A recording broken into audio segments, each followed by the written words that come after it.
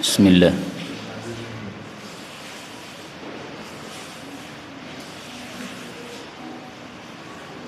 Bismillahirrahmanirrahim. Alhamdulillahi rabbil alamin. Allahumma salli wa sallim wa barik ala Muhammad wa ala ali Muhammad. Allahumma anfa'na bima 'allamtana wa 'allimna ma yanfa'una wa zidna ilma wa barik lana fi ilmina warzuqna al-ikhlasa fil qawli wal 'amali kamila wa ilman nafi'an la yunsa wa taufiqan daima wa sihhatan wa yaqina wa afiyah amin ya rabbal alamin. Alhamdulillah kaum muslimin rahimakumullah. Kita lanjutkan pengajian tafsir satu hari satu halaman, dan kita sudah sampai pada penghujung surah Ali Imran, yaitu halaman 76, surah Ali Imran ayat 195 sampai 200 insyaallah taala. A'udzu billahi as-sami'il 'alim minasy syaithanir rajim min hamzihi wa nafthihi wa nafthihi. فاستجاب لهم ربهم أني لا أضيع عمل عامل منكم من ذكر أو أنثى بعضكم من بعض فالذين هاجروا وأخرجوا من ديارهم وأوذوا في سبيلي وقتلوا وقاتلوا لأكفرن عنهم سيئاتهم ولأدخلنهم جنات تجري من تحتها الأنهار ثوابا من عند الله والله عنده حسن الثواب. لا يغرنك تقلب الذين كفروا في البلاد متاع قليل ثم ماواهم جهنم وبئس المهاد. لكن الذين اتقوا ربهم لهم جنات تجري من تحتها الأنهار خالدين فيها نزلا من عند الله والله وما عند الله خير للأبرير. نزلا من عند الله وما عند الله خير للأبرير.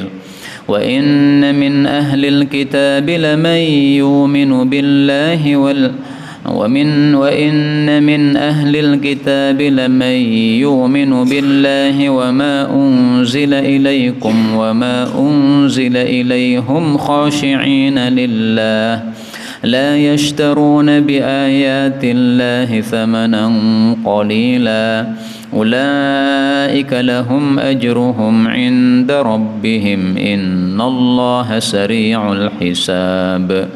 يا أيها الذين آمنوا اصبروا وصابروا ورابطوا واتقوا الله لعلكم تفلحون. الحمد لله رب العالمين.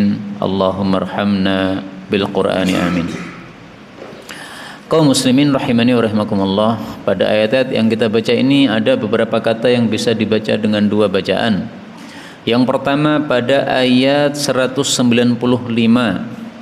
Di situ ada waqatalu wa qutilu. Ini boleh dibaca dengan dibalik. Bagaimana? Wa qutilu wa qatalu. Dan ini adalah bacaan Hamzah, Kisai dan Khalaf. Kemudian pada ayat 196 la yaghurrannaka, ini nunnya boleh disukun menjadi la yaghurranka. Ini bacaan Imam Ruwais. Kemudian ayat 197 wa bi'sa boleh dibaca wa bisa sebagaimana biasanya. Ayat 198 lakini boleh dibaca menjadi lakinna, dan ini adalah bacaan Abu Ja'far. Ini semua adalah bacaan yang mutawatirah yang sumbernya dari guru kita baginda Rasulullah sallallahu alaihi wasallam, maka semuanya bacaan yang benar.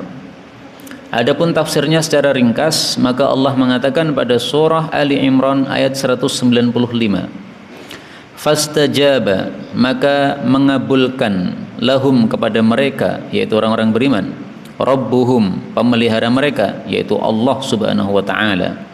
Apa kata Allah? Anni, bahwasanya aku ini, kata Allah, la udhi'u, aku tidak menyia-nyiakan amala amilin, amalnya seorang yang beramal, minkum, dari kalangan kalian wahai kaum muslimin, min dzakarin, baik laki-laki, au untha, atau wanita. Kenapa? Karena ba'dukum min ba'din, sebagian kalian dari sebagian yang lain. Falladzina hajaru, maka orang-orang yang hijrah, wa ukhriju, dan diusir, min diyarihim, dari kampung-kampung mereka, seperti Nabi Muhammad diusir dari Mekkah. Wa udhu, dan mereka diganggu, fi sabili, pada jalanku, yaitu di dalam agama Islam. Wa qatalu, dan mereka berperang, wa qutilu, dan mereka terbunuh. Maka Allah menjanjikan, la ukaffiranna, sungguh betul-betul aku akan menghapus, anhum, dari mereka, sayyiatihim, dosa-dosa mereka. Tidak hanya itu, tetapi juga wala udkhilannahum, dan sungguh betul-betul akan aku masukkan mereka kemana? Jannatin, kepada surga-surga, tajri, yang mengalir, min tahtiha, di sela-selanya, al-anharu, sungai-sungai, thawaban, pahala, min indillah, dari hadapan Allah Subhanahu wa taala. Wallahu, dan Allah itu, indahu, padanya, husnul thawab, ada bagusnya pahala, maksudnya pahala yang bagus. Kaum muslimin rahimani wa rahimakumullah, ayat ini menunjukkan bahwa Islam agama yang adil. Maka Islam tidak membeda-bedakan antara laki dengan perempuan. Semua yang beribadah kepada Allah, mau laki mau perempuan, semuanya diberi pahala oleh Allah Subhanahu wa taala. Apalagi orang-orang yang melakukan ibadah-ibadah yang berat, seperti misalnya disebutkan dalam hadis, dalam ayat ini, hijrah, baik itu hijrah dari Mekah ke Madinah, atau hijrah dari meninggalkan dari kampung kafir menuju kepada kampung orang-orang beriman, atau hijrah dari kemaksiatan menuju kepada ketaatan kepada Allah Subhanahu wa taala. Kemudian berperang, nah ini sesuatu yang berat, sampai ada yang terbunuh. Maka dijanjikan oleh Allah Subhanahu wa taala dua hal. Yang pertama, maghfirah, diampuni oleh Allah. Yang kedua, jannah, masuk ke dalam surga. Mudah-mudahan semua kita masuk surga tanpa hisab, tanpa azab. Amin ya rabbal alamin. Kemudian kita ambil beberapa faedah dari ayat ini. Faedah yang pertama, Allah mengatakan, la udhi', saya tidak akan menyia-nyiakan amalannya orang yang beramal. Artinya amalan akan diberi pahala oleh Allah Subhanahu wa taala. Kalau amalan tidak ada pahalanya, itu berarti disia-siakan oleh Allah. Tapi amalan untuk bisa mendapatkan pahala ada syaratnya. Syaratnya apa? Para ulama mengatakan syaratnya dua. Yang satu adalah syarat yang zahir, yang kedua adalah syarat yang batin. Syarat yang zahir adalah amal kita harus sesuai ajaran Rasulullah sallallahu alaihi wasallam. Salat misalnya, ya sesuai ajaran Nabi, urut, tidak boleh dibolak-balik. Saya mau sujud dulu, rukuknya nanti saja, tidak sah. Kayak begitu tidak diterima oleh Allah. Syarat yang kedua, syarat yang batin adalah yaitu ikhlas di dalam kita beribadah. Dalil untuk kedua syarat ini adalah hadis yang pertama dalam kitab Arba'in Nawawi dan hadis yang kedua, yang kelima dalam kitab Arba'in Nawawi. Tampaknya kitab ini sudah diajarkan di sini atau belum, saya nggak ngerti nggih. Tapi kitab ini sudah terkenal di mana-mana, diajarkan oleh para ulama, para kiai dimanapun negara di atas muka bumi ini. Tidak hanya di Indonesia saja. Nah, maka ringkasnya, amal harus ikhlas, itu syarat batin. Dan amal harus sesuai sunnah, itu adalah syarat dohir. Maka syarat dohir sama syarat batin. Itu kalau kita ingin amal kita diterima oleh Allah Subhanahu wa taala. Faedah yang kedua, Allah tidak membedakan antara zakarin wa untha, laki maupun perempuan. Maksudnya tidak membedakan, sama-sama dikasih pahala. Inilah adilnya Islam. Adapun secara hukum, maka laki dan perempuan kadang-kadang oleh Allah dibedakan. Auratnya laki-laki berbeda dengan auratnya perempuan. Rambut bagi perempuan adalah aurat, bagi laki-laki bukan aurat. Kalau paha bagi laki-laki maupun perempuan sama-sama apa? Aurat. Menurut mazhab Syafi'i. Meskipun sebagian ulama berpendapat paha laki-laki bukan aurat, tapi itu sebagian kecil ulama saja. Apa yang dimaksud ba'dukum min ba'din? Sebagian kalian dari sebagian yang lain. Maksud kalimat ini menurut Ibnu Katsir adalah al-jami'u fis thawabi sawa. Semuanya baik laki maupun perempuan dalam masalah pahala sama-sama dapat pahala. Itu maksud dari ba'dukum min ba'din. Sebagian kalian dari sebagian yang lain. Ini tafsiran dari Ibnu Katsir. Ada lagi yang menafsirkan lain. Sebagian kalian dari sebagian yang lain. Maksudnya wanita itu bagian dari laki-laki. Kok bisa? Karena Hawa, istrinya Nabi Adam, itu diciptakan dari tulang rusuknya Nabi Adam. Nabi Adam sedang tidur, konon begitu, diambil tulang rusuknya, diciptakan darinya Hawa. Setelah itu diganti padanya daging sebagai ganti dari tulang yang diambil tadi. Hadis yang mengatakan Hawa atau perempuan diciptakan dari tulang rusuk, hadisnya sahih. Tapi perincian yang saya ceritakan tadi, Nabi Adam sedang tidur kemudian diganti dengan daging, nah itu hanya penjelasan dari para ulama. Saya tidak mengetahui apakah ada hadisnya yang sahih ataukah tidak. Nah, maka maksudnya di sini karena laki dan perempuan itu sebenarnya sama, diciptakan oleh Allah dari satu barang, yaitu dari Nabi Adam, kemudian muncul akhirnya laki perempuan. Maka oleh Allah ya dihukumi sama-sama mendapatkan pahala. Makanya Rasulullah mengatakan an-nisa syaqaiqur rijal. Perempuan adalah saudari kandungnya para laki-laki. Kok bisa disebut saudari kandung? Maksudnya gimana? Maksudnya hukumnya sama, ya. Dari sisi hukum diberi hukum yang sama. Laki-laki wajib salat, perempuan wajib salat. Laki-laki wajib zakat, perempuan wajib zakat, dan seterusnya sama. Faedah berikutnya, apa yang dimaksud hijrah? Hijrah itu artinya meninggalkan. Maka hijrah itu ada bermacam-macam. Hijrah di masa Nabi adalah meninggalkan Mekah menuju ke Madinah. Kenapa? Karena Mekah adalah negara kafir di mana orang muslim dilarang ibadah kepada Allah. Maka harus hijrah ke tempat yang dia bisa ibadah. Apakah hijrah itu masih ada sampai hari kiamat? Ada. Tapi hijrah bukan dari Mekah lagi. Karena Mekah itu setelah Fathu Makkah dijamin sampai kiamat tidak akan pernah jadi negara kafir, nggak akan. Tapi hijrah yang masih berlaku adalah kita hijrah dari negara kafir menuju negara Islam. Kalau kita tinggal di Amerika, di sana tidak boleh sholat misalnya. Nah, kita wajib pindah ke negara lain di mana kita bisa sholat. Karena kalau kita tidak boleh sholat sementara kita tetap di situ, ya berarti kita meninggalkan sholat terus menerus dong. Padahal sholat adalah kewajiban agama. Nah, maka wajib hijrah. Demikian juga hijrah yang bisa dilakukan oleh setiap orang adalah menghijrahi, meninggalkan semua yang dilarang oleh Allah Subhanahu wa taala. Sebagaimana sabda Nabi sallallahu alaihi wasallam, beliau mengatakan afdalul muhajirin, paling utamanya orang hijrah, man hajara ma nahallahu taala anhu, orang yang meninggalkan apa yang dilarang oleh Allah Subhanahu wa taala. Mudah-mudahan semua kita termasuk orang-orang yang diberi oleh Allah taufik untuk meninggalkan larangan-larangan Allah Subhanahu wa taala. Amin ya rabbal alamin. Kemudian dari ayat ini juga kita ambil pelajaran bahwa hijrah itu menyebabkan dosa-dosa dihapuskan oleh Allah. Allah mengatakan la ukaffiranna, saya hapuskan dosa-dosa. Dan ini seperti sabda Nabi, beliau mengatakan wa annal hijrata tahdimu ma kana qablaha. Hijrah itu menghancurkan segala dosa yang dilakukan sebelum hijrah. Waktu itu Amr bin As yang masih kafir mendapatkan hidayah, dalam hatinya pengen masuk Islam. Akhirnya dia datang ke Madinah untuk masuk Islam. Tapi begitu mau jabat tangan dengan Nabi untuk baiat masuk Islam, dia tarik lagi tangannya. Kemudian dia mengatakan, ya Rasulullah, saya mau masuk Islam tapi minta syarat. Syaratnya apa? Kata dia, dosa-dosa saya harus dihapuskan.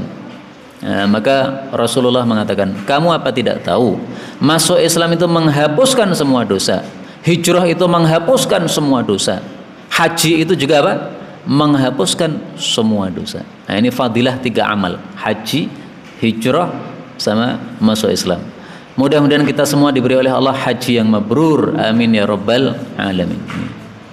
Faedah berikutnya, ayat ini menunjukkan bahwa berperang itu juga menyebabkan dihapuskan dosa-dosa. Allah mengatakan di sini qatalu, orang yang berperang, la ukaffiranna, dihapuskan dosa-dosanya. Dan ini sebagaimana sabda Nabi sallallahu alaihi wasallam, beliau mengatakan in qutilta fi sabilillah, kalau kamu berperang di jalan Allah kemudian mati syahid, sabiran muhtasiban muqbilan ghaira mudbir, kamu sabar, kamu tidak lari dari musuh, kaffarallahu anka khatayaka, Allah hapuskan semua dosa-dosamu, illad dain, akan tetapi hutang yang menjadi tanggungan kamu tidak dihapuskan, tetap menjadi tanggungan. Kadzalika qala li Jibril, itulah yang tadi disampaikan oleh malaikat Jibril. Jadi semua dosanya dihapuskan, kecuali satu yang tidak dihapus, utang. Kenapa? Karena utang itu kaitannya dengan manusia, bukan dengan Allah. Kalau dosa-dosa yang kaitannya dengan Allah sudah maafkan semua dah. Tapi kaitannya dengan manusia, ini hak manusia. Belum kamu tunaikan hutangmu kepada dia, belum kamu lunasi hutangmu kepada dia, ini masih belum dihapus, masih tetap atas tanggungan kita. Karena itu jangan mudah berhutang. Sebagian orang kan sukanya utang-utang loh. Ada barang menarik, padahal nggak begitu perlu jane. Tapi kemudian kredit, utang, nah itu nggak bagus kayak begitu.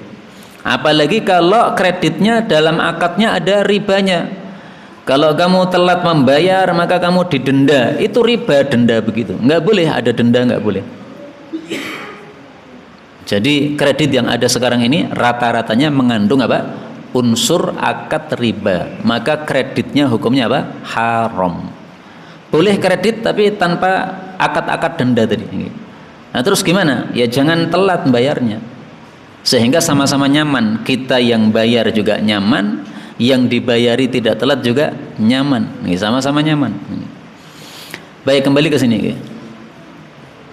Kemudian ayat ini menunjukkan juga bahwa Allah itu memiliki pahala yang bagus, husnul thawab. Yang dimaksud pahala yang bagus adalah surga. Kenapa surga disebut sebagai pahala yang bagus?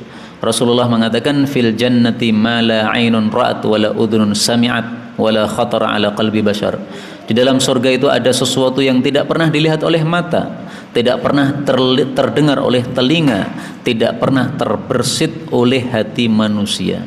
Jadi kenikmatannya itu sungguh-sungguh sangat dahsyat sekali, sehingga berhak disebut dengan husnul thawab, pahala yang bagus. Kemudian Allah mengatakan pada ayat 196, la yaghurrannaka, betul-betul janganlah menipu engkau, taqallubul ladzina kafaru, bolak-baliknya orang-orang kafir, fil bilad, pada negara-negara. Maksudnya apa ini? Maksudnya orang-orang kafir yang sangat kaya raya sehingga mereka bolak-balik dari negeri sini pindah ke negara sana, nanti terbang lagi ke negara sana. Dalam rangka apa? Ya dalam rangka berfoya-foya dan dalam rangka mengumpulkan harta dunia. Jadi dia nggak kenal hidup ini kecuali kumpulkan harta dunia. Salat nggak kenal, haji nggak kenal. Kalau dia terbang dari negaranya, dari Indonesia, paling-paling ke tempat-tempat wisata di luar negeri. Nah, itu taqallub, itu maksudnya begitu, bolak-balik sana kemari. Nah, Allah pesan kepada Nabi Muhammad SAW, kamu melihat orang kafir bolak-balik begitu, kamu jangan tertipu sehingga ingin seperti mereka. Enggak. Apa sih kenikmatannya dunia? Dunia itu hanya fana saja. Nanti kalau kita mati, nanti tidak akan dibawa dalam alam kubur kita. Bahkan orang mati itu seandainya diberi kesempatan hidup 2 menit saja, dia disuruh sholat 2 rakaat lebih suka daripada dia disuruh menguasai isi dunia. Sebagaimana sabda Nabi SAW, beliau pernah melewati satu kuburan, kemudian beliau menunjuk kepada kuburan tadi, beliau mengatakan, orang ini yang ada dalam kuburan ini, seandainya dia melakukan sholat 2 rakaat yang sangat ringan, ya kira-kira 2 menit tadi ya, 1 rakaat kan 1 menit, kalau ringan, dia sholat 2 rakaat ringan, dan sholatnya kalian remehkan karena ringannya, itu lebih dia sukai daripada dia menguasai seluruh isi dunia. Jadi orang kalau sudah mati baru nyadar, dia baru sadar, oh ternyata harta dunia nggak ada gunanya. Yang berguna adalah amal atau pahala. Maka di sini Allah menasihati kita, betul-betul jangan tertipu, jangan terkecoh dengan kenikmatan, kefoya-foyaannya orang-orang kafir yang bolak-balik ke negara-negara yang berbeda-beda itu. Nggak usah terkecoh, nggak usah ngiler, nggak usah ngiri, nggak usah. Apa fungsinya kita ngiri kepada sesuatu yang hanya fana saja, tidak kekal abadi. Dan ayat seperti ini disebutkan lagi oleh Allah pada surat Ghafir ayat 4. Allah mengatakan, "Fala yaghrurka taqallubuhum fil bilad." Janganlah kamu terkecoh dengan sebab mereka bolak-balik pada negara-negara yang beraneka ragam itu untuk mengumpulkan dunia atau untuk berfoya-foya. Kemudian Allah menjelaskan apa sih dunia itu. Allah mengatakan mata'un, kesenangan, qalilun, yang sedikit. Thumma, kemudian ma'wahum, tempat kembali mereka atau tempat tinggal mereka, jahannam, adalah neraka jahannam. Wa bisa, dan sejelek-jelek al-mihad, tempat kembali atau tempat menetap. Jadi dunia itu kata Allah adalah kesenangan yang sedikit. Meskipun 1 miliar sedikit, meskipun 1 triliun sedikit, meskipun ribuan triliun atau jutaan triliun sedikit, bahkan seluruh dunia ini sedikit.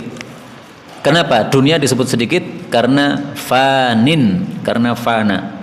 Sebagaimana disebutkan oleh Allah pada ayat yang lain, Allah mengatakan ma indakum yanfadu wa ma indallahi baqa. Surat An-Nahl ayat 96. Apa yang ada pada kalian, yaitu kehidupan dunia, itu yang fat, itu pasti habis. Itu makna fana, itu begitu, pasti habis.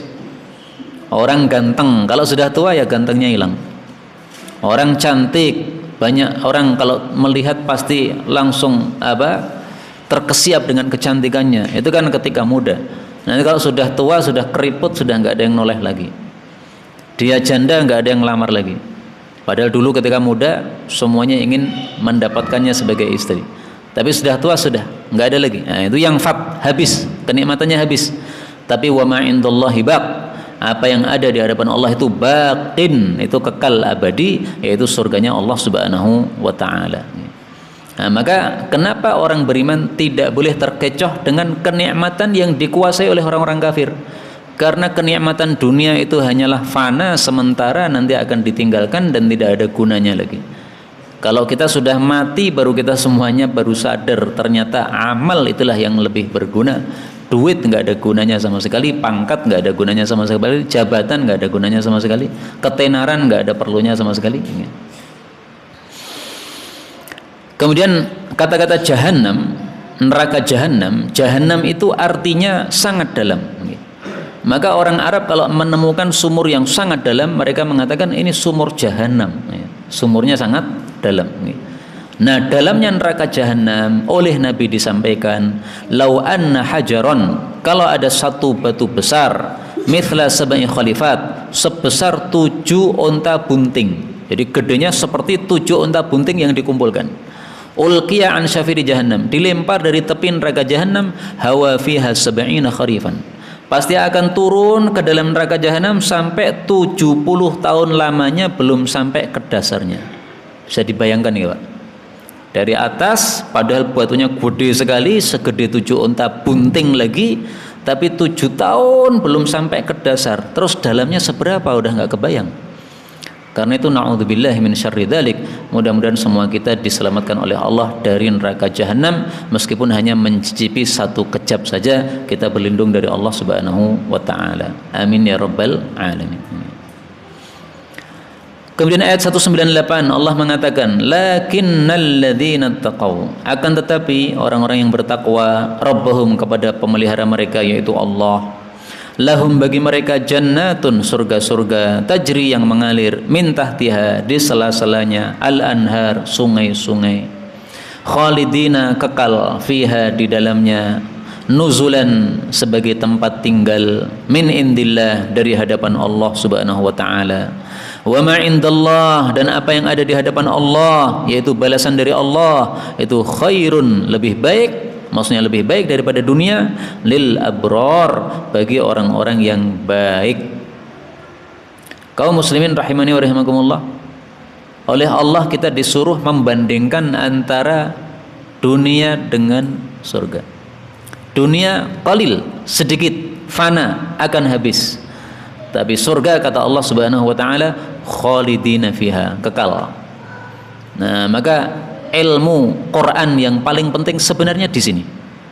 Jadi 30 juz Quran itu ilmu paling pentingnya sebenarnya di sini. Bagaimana supaya kita umat Islam ini bisa paham bahwa dunia itu fana, sementara enggak ada banyak gunanya, tapi yang diperlukan yang paling berguna adalah akhirat. Dan ini kalau kita pahami, kalau kita bisa paham seperti itu, pasti kita menjadi orang-orang yang akan taat kepada Allah Subhanahu wa taala. Mendengar azan pasti datang ke masjid. Kenapa? Tahu bahwasanya salat ke masjid setiap langkahnya dikasih pahala. Belum lagi pulangnya itu setiap langkahnya juga berpahala. Belum lagi sholat jamaahnya dilipat gandakan 27 kali daripada sholat di rumah. Nah, kalau sudah paham pahala, kan pasti semangat sholat jamaah. Yang tidak semangat sholat jamaah itu karena belum memahami ilmu inti Quran ini. Ilmu intinya di sini.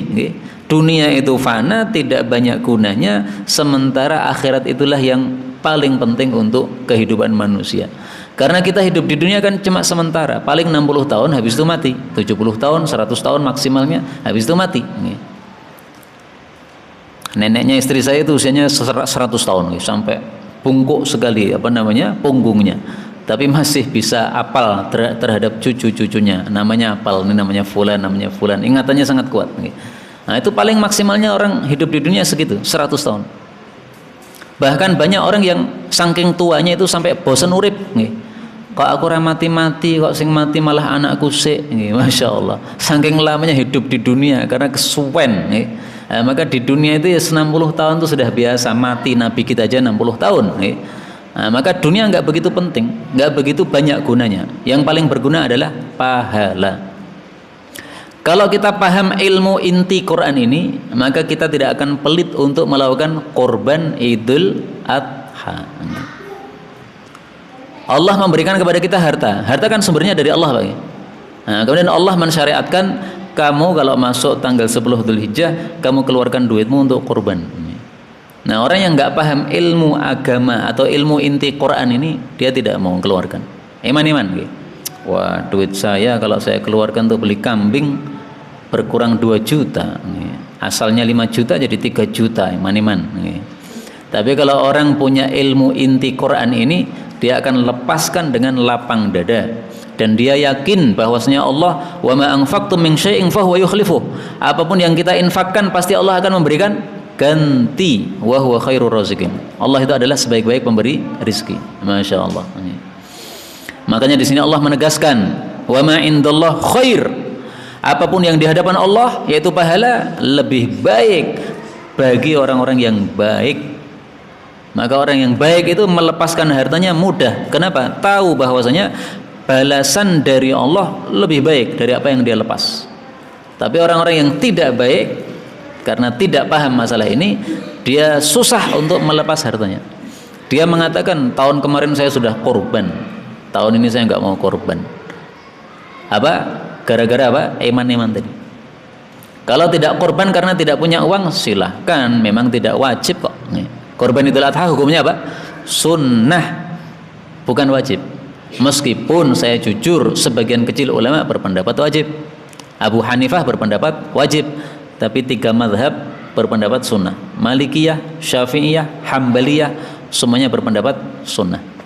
Bahkan khulafa 4, Abu Bakar, Umar, Uthman, Ali, semuanya sepakat bahwa korban Idul Adha hukumnya sunnah, tidak wajib. Tapi meskipun sunnah, para sahabat-sahabat Nabi tidak meninggalkan. Kenapa? Tahu ini perintah Allah, ada manfaatnya untuk kehidupan kita di akhirat kelak. Mudah-mudahan semua kita diberi kesempatan oleh Allah untuk korban yang makbul. Amin ya rabbal alamin. Kita lanjutkan. ayat 199. Allah mengatakan wa inna, dan sesungguhnya min ahlil kitab, dari sebagian ahli kitab yaitu Yahudi dan Nasrani, laman, sungguh ada orang yang yu'minu billah, iman kepada Allah, wa ma unzila ilaikum, dan iman kepada apa yang diturunkan kepada kalian yaitu Al-Qur'an, wa ma unzila ilaihim, dan iman kepada apa yang diturunkan kepada mereka yaitu kitab suci mereka, Taurat atau Injil. Khashi'ina, mereka tunduk lillah, kepada Allah. Tunduk itu maksudnya patuh, taat. La yashtaruna, mereka tidak menukar bi ayatillah, ayat-ayat Allah, thamanan qalila, dengan harga yang sedikit yaitu harta dunia. Ulaika, mereka itu lahum, bagi mereka, ajruhum, pahala mereka, inda rabbihim, di hadapan pemelihara mereka yaitu Allah. Innallaha, sesungguhnya Allah, sari'ul hisab, cepat hisabnya. Kaum muslimin rahimani wa rahimakumullah, ayat ini mengajarkan kita keadilan. Adil bagaimana? Menilai suatu kaum itu hendaklah yang adil. Ahli kitab itu rata-rata kafir, betul, tetapi tidak semua ahli kitab kafir. Ada ahli kitab yang iman kepada Allah. Loh, contohnya siapa? Contohnya misalnya Abdullah bin Salam. Dia tokoh Yahudi di kota Madinah. Meskipun dia tokoh Yahudi, tapi dia seorang yang beriman. Dibuktikan ketika Rasulullah datang sebagai Nabi, datang ke kota Madinah, dia langsung masuk Islam. Nah, itu berarti dia iman. Adapun yang masih kekeh di dalam keyahudiannya, itulah yang kafir. Contoh yang lain, Ashamah, Raja Najasyi, Raja Ethiopia. Dia tidak menampakkan keislamannya, karena semua warga Ethiopia ini orang-orang kafir. Kalau dia menampakkan keislamannya, nanti rakyatnya akan mendompleng kekuasaan dia, akhirnya dia tidak jadi raja lagi di situ. Maka supaya dia masih bisa mengatur mereka sehingga kehidupan mereka tetap tidak zalim kepada orang lain, maka dia tetap mempertahankan diri sebagai raja Ethiopia, tapi dia masuk Islam, dia sembunyikan Islamnya. Dia tidak menampak-nampakkan saya sebagai muslim, tapi dia sendiri seorang muslim. Dia kalau sedang bersendiri maka dia salat menghadap kepada Allah Subhanahu wa taala. Itu raja Ethiopia namanya Ashamah An-Najasyi, Raja Najasyi. Makanya ketika Raja Najasyi ini wafat, Rasulullah di kota Madinah memberitahukan kepada para sahabat, hari ini Raja Ethiopia wafat. Mari kita kumpul, kemudian diajak Nabi kumpul di lapangan untuk sholat jenazah di lapangan tersebut. Namanya sholat ghaib, ya, karena jenazahnya tidak ada di depan, jenazahnya jauh di Ethiopia sana. Nah, itu contoh-contoh ahli kitab yang iman. Adapun ahli kitab yang sekarang di masa kita, semuanya kafir, tidak ada yang iman. Karena kalau iman pasti mengikuti Al-Quran. Adapun kalau masih kekeh memegangi Tauratnya atau memegangi Injilnya, tidak mau ikuti Quran, berarti kafir.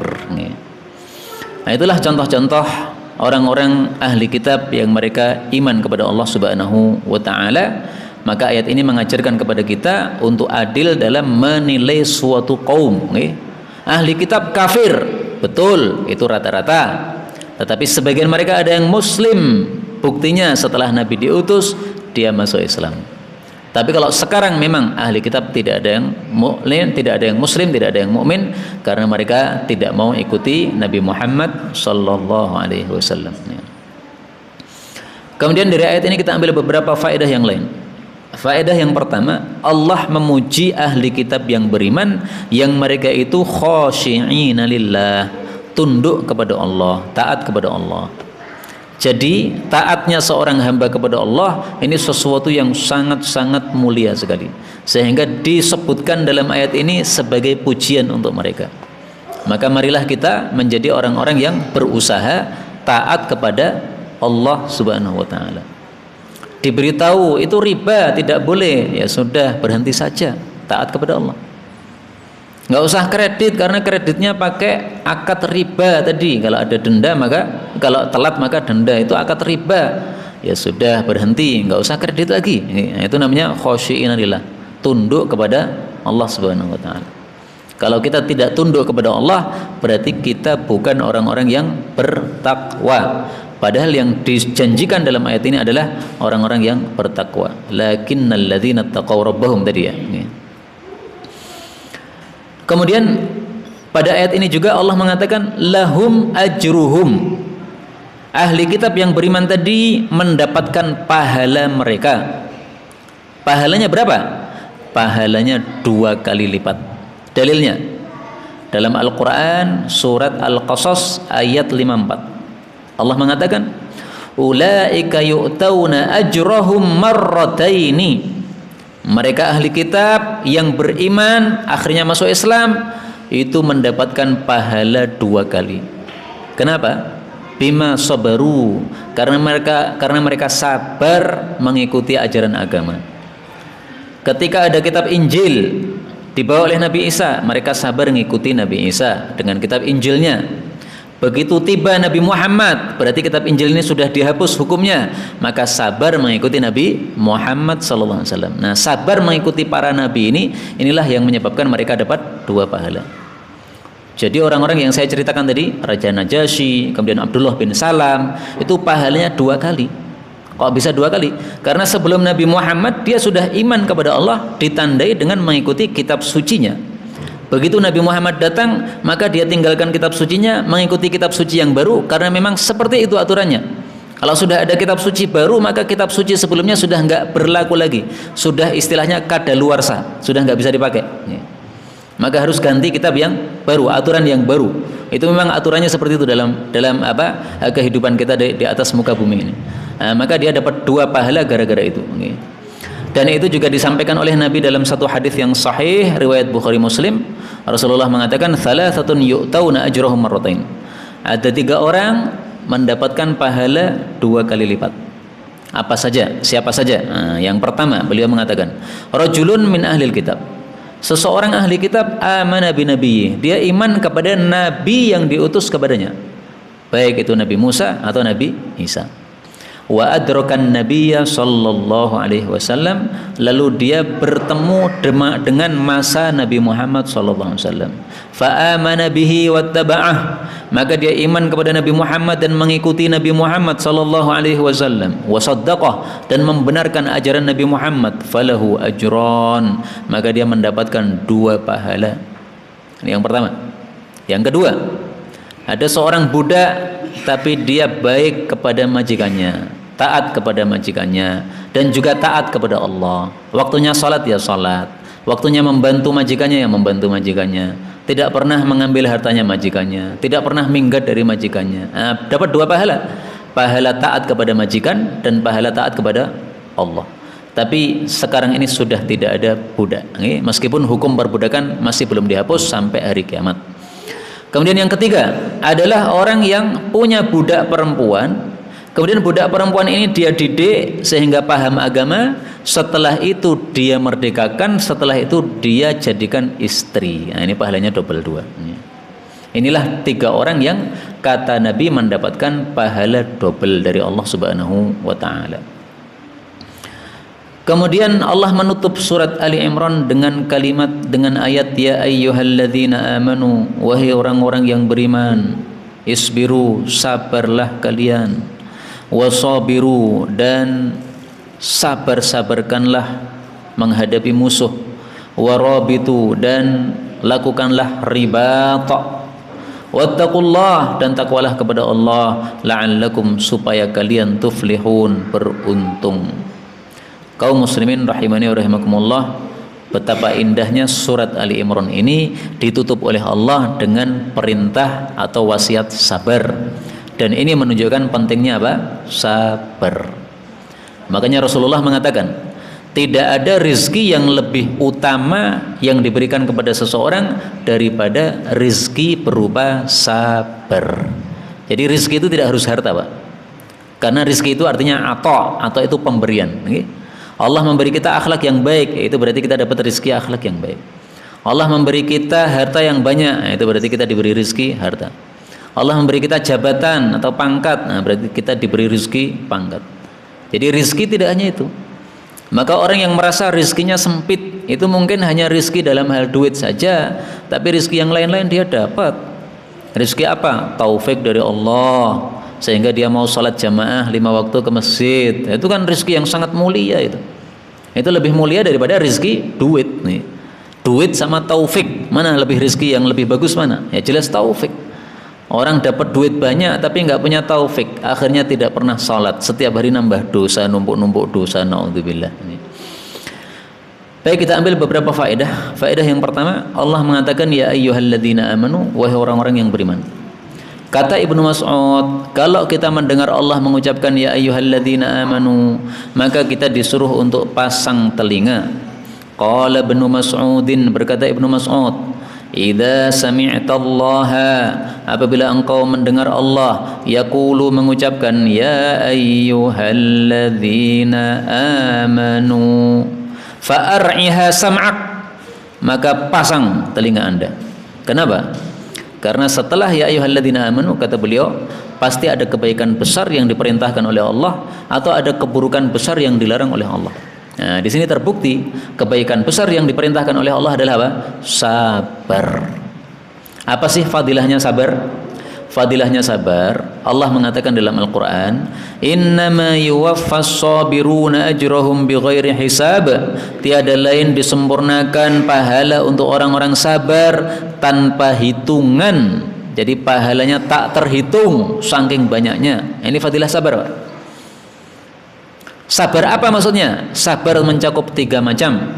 Sabar dalam mentaati Allah, sabar dalam meninggalkan maksiat, sabar dalam menghadapi ujian atau musibah. Ini semuanya disebut sabar.